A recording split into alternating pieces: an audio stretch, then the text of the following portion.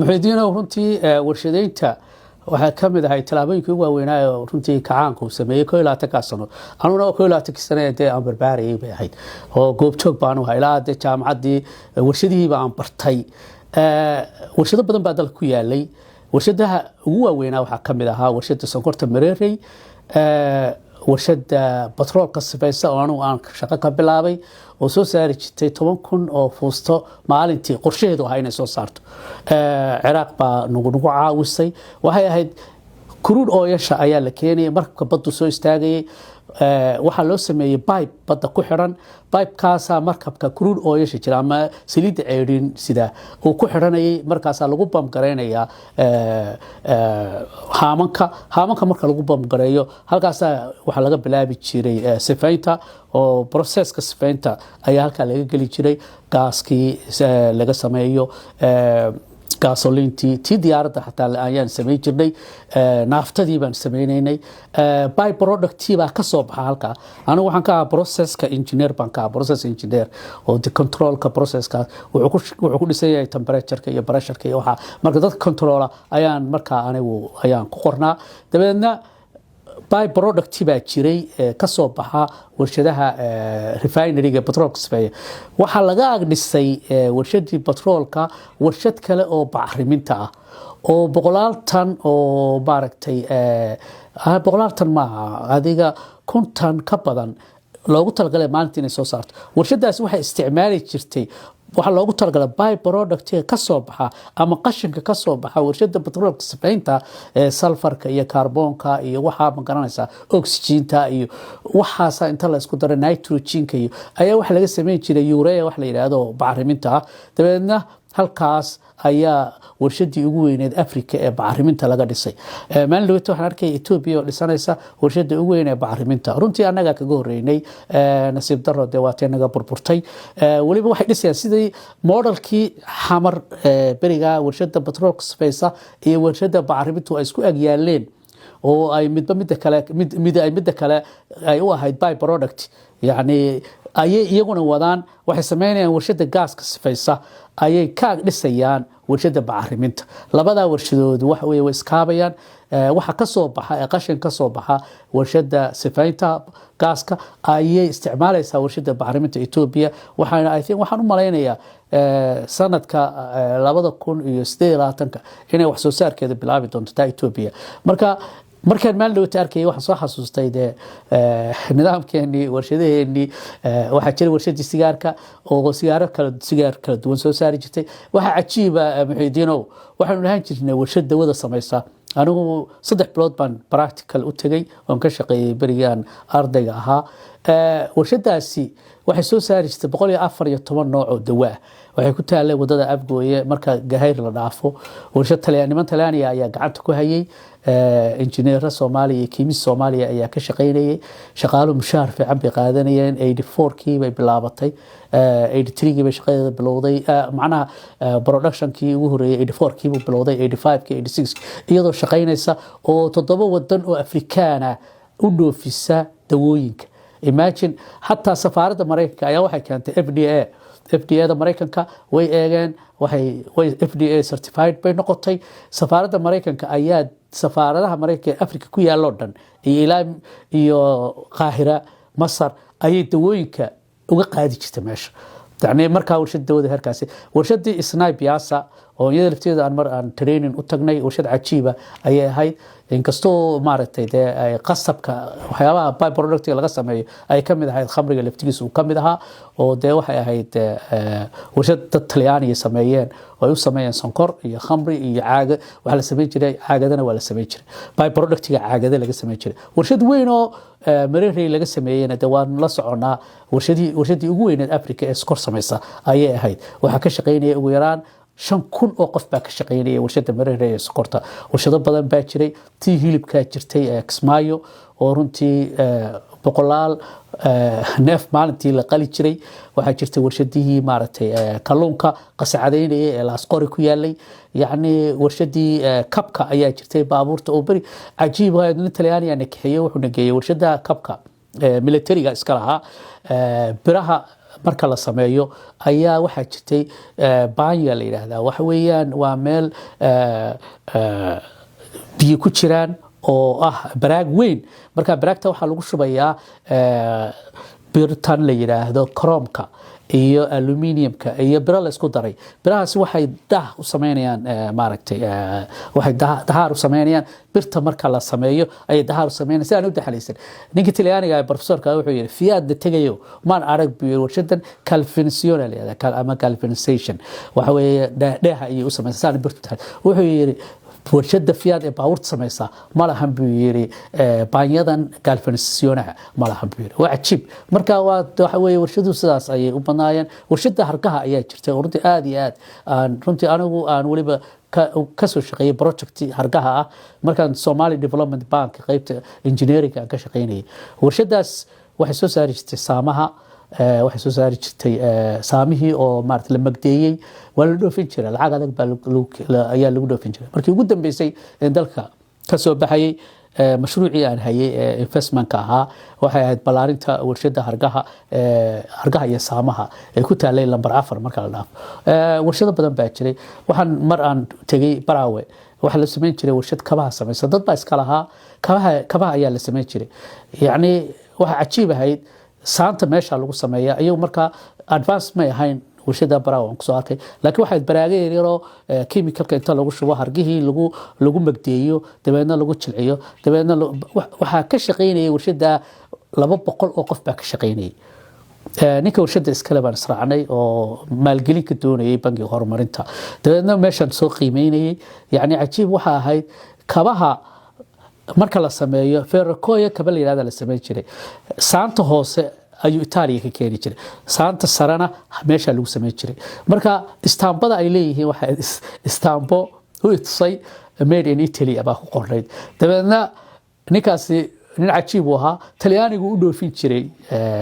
kabaha يعني dadku ma fahmi karayaan laakiin anigu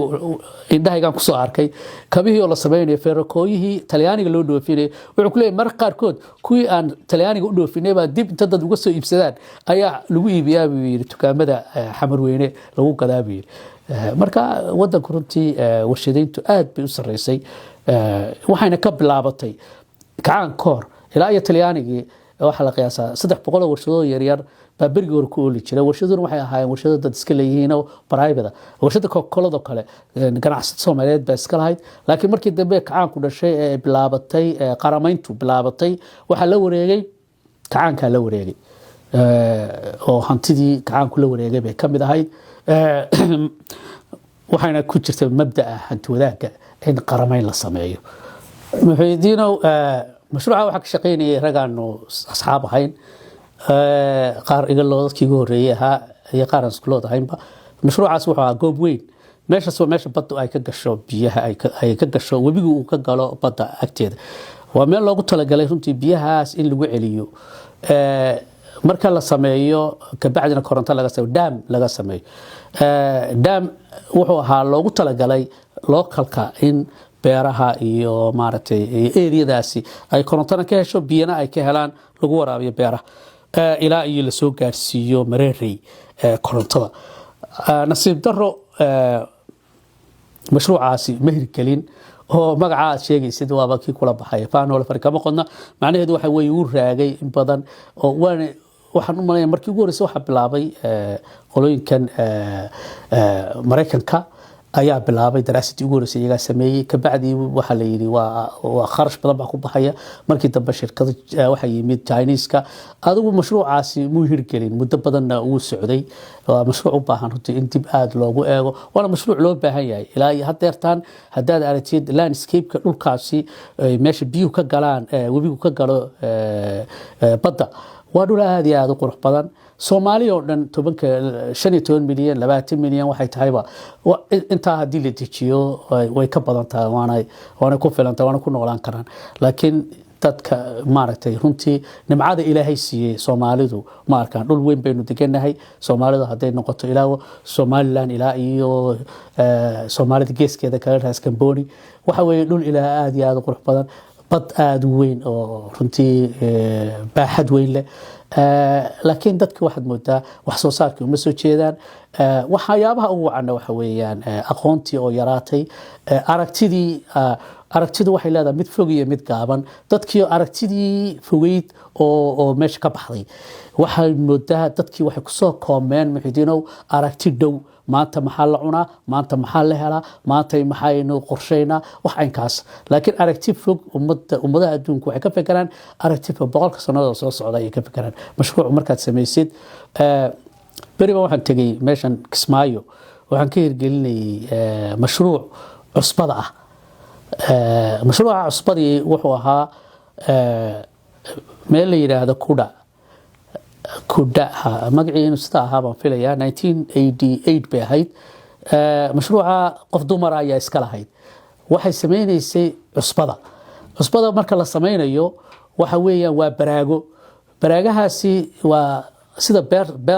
bay iyagu yiraahdaan marka beertu waa adagtu way soo go'daa marka waxay noqonaysaa wax soo go'ay oo kale marka barkadana biyihii badda lagu soo deynaya wala takala lagu 3-4 beerood oo kale iska dambeeyo baraaga marka ta ugu dambaysa waa laga xirayaa ta ugu dambaysa ayay noqonaysaa beertii ugu horeysay soo go'day ama cusbadii ugu horeysay soo go'day dabeedna taa marka la guro ta ku xigtaa soo go'aysa ta ku xigtaa soo yaani mashruuc aad weyn beesha markaan tagay waxaan ku soo arkay dhul aad iyo aad u qurux badan xoolihii baa daaqaya geelii baa daaqaya cusbadii baa maaragtay meesha lagu sameynaya kalluunkii dooyihii kalluunka aad fara badan baa meesha yaalay يعني waxa weey waa badii xoolihii yani malay karimaysid waa dhul runtii aad iyo aad u qurux badan marqarkood waxaan isnaada war meeshii ku dhahay talo mar ma gaadhay soo aragtaa meel aad iyo aad maskaxdeeda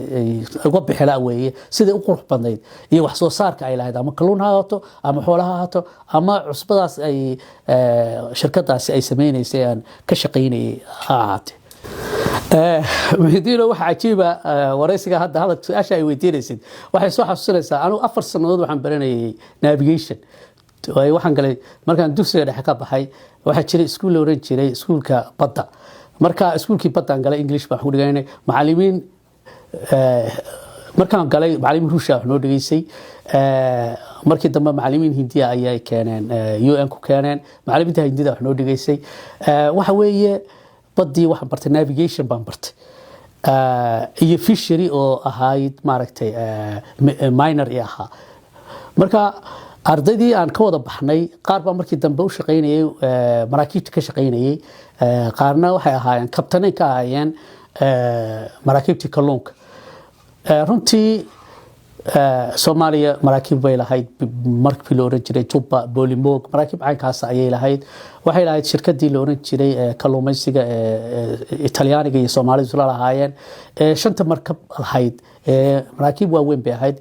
markii dambe dowladii dhacday dowladii dhacday iyagoo Yemen ku xiran ay dowladii dhacday halkaas ay in badan adu way shaqeysanaysay laakiin way shaqeynayeen hase ahaatee wax soo saarkoodu wuxuu u ekaa shirkada Talyaaniga ayaa qaadan jirtay waxa weeye runtii horumar baa laga gaaray dhinaca kalluunka warshadii laas qoray baynu lahayn laakiinse horumarkii la doonayay oo ahayd in kalluunka runtii la dhoofiyo lama gaarin aan ka ahayn shirkada Talyaaniga iyo Soomaalidu ay isla lahaayeen oo runtii lacag badan soo saari jirtay niman saaxiib ahayn oo kabtanka ah oo hadda Kanada jooga wuxuu sheegay in sanadkii ay soo saari jirtay lacag halkii markab oo $100 milyan soo saari jiray sanadkii bishii baa wuxuu yiri markii aan 2 jeer trip galno ayaan $2 milyan ayaan soo saari jirnay marka waxa weeye waa potential waxay lahayd baddu awood aan la qiyaasi kareynin ayay lahayd Soomaalita waxay ahayd warshad baashi waxay ahayd banana Soomaalita banana la oran jiray waxay muuska dhoofinta muuska marka shirkadaas also waxay ahayd mid Talyaaniga ku xiran bay ahayd oo muuska Soomaaliga markii ugu horeysay Talyaaniga keenay oo beeray runtii wuxuuna muusiska ugu macaan Talyaaniga loo dhoofiyo iyo Yurub oo dhanba waa la geyn jiray aadna waa loo jeclaa dhaqaale xoog leh dalka waa uu ka soo gali jiray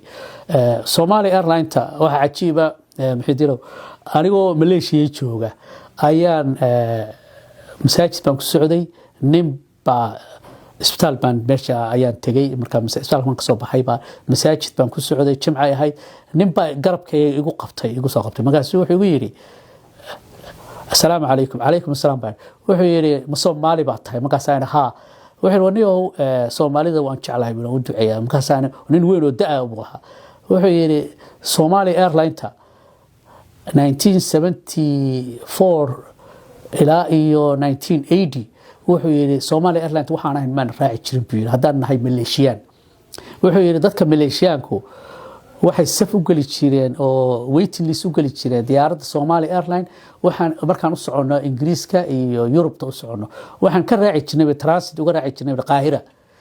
ka raaci jirnay marka diyaaradda maleeshiyaanku waxay nagay jirtay Qaahira kabacdi Qaahira ka raaci jirnay Yuruban ayaan tagi jirnay